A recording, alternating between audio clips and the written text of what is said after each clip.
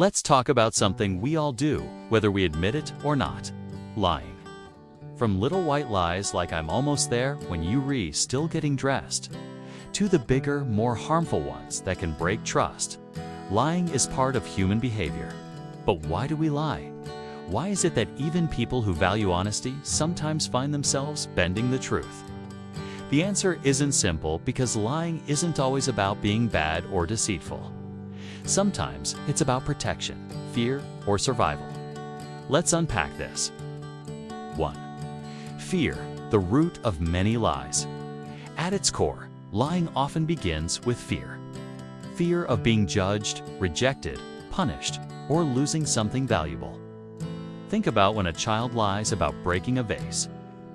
They're not trying to be manipulative. They're trying to avoid trouble. Adults aren't much different.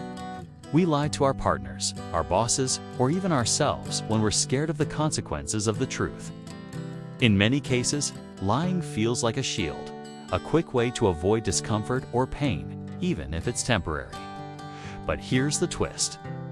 The very thing we fear, rejection or loss, often happens because of the lie. We end up damaging trust, which is much harder to rebuild than it is to protect through honesty. 2. The desire to please.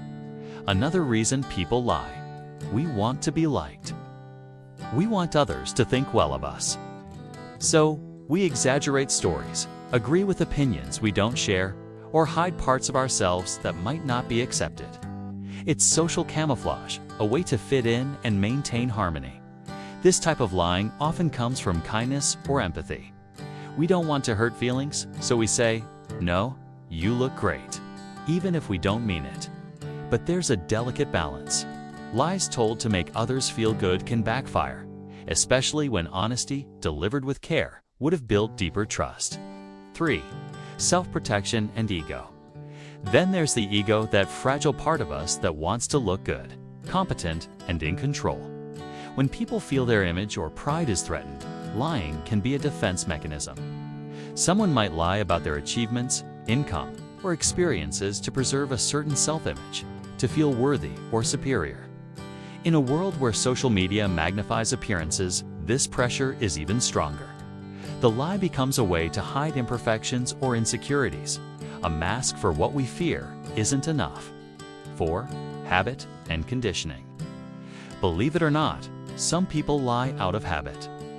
Over time, lying can become a reflex, something the brain does automatically to manage situations or emotions.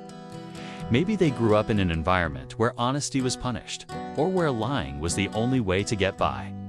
In such cases, lying becomes a learned behavior, a form of self-protection wired deep into the nervous system. It's not always malicious. Sometimes it's survival carried into adulthood. 5. To gain power or control. Now, not all lies are innocent. Some are deliberate, designed to manipulate, gain advantage, or control others. These are the lies that can destroy relationships and reputations. They're driven by selfish motives, greed, ambition, or insecurity, masked as confidence. This type of lying is often rooted in fear too. The fear of not being powerful enough, successful enough, or in control. But the truth always has a way of surfacing. And when it does, it can reveal much more than the lie ever hid. 6. To protect others. Not all lies are destructive. Sometimes, people lie to protect others. Think of a doctor who softens bad news, or a parent who hides financial stress from their children. These lies come from compassion, from the desire to shield someone from pain. But even these well-intentioned lies carry weight. They raise questions. Are we protecting others, or are we protecting ourselves from seeing their pain? The line between kindness and deception isn't always clear. Depends on the motive and the impact of the lie once it's uncovered. 7. To avoid change or accountability. Sometimes, lying helps people stay comfortable. It keeps them from facing truths that might demand change. For example, someone might lie about being happy in a relationship or satisfied with their job, not to fool others, but to avoid confronting their own dissatisfaction. Lies can be a way to freeze reality, to pretend everything's fine while avoiding the hard work of transformation. But pretending delays growth. And in the end, truth has a way of catching up, whether we're ready or not. 8. Because we lie to ourselves first. Maybe the most fascinating and painful truth is this: before we lie to others, we lie to ourselves. We convince ourselves that the lie doesn't matter, that we're doing it for a good reason, that it's harmless. But deep down, a small part of us knows the truth, and that inner tension can eat away at peace of mind.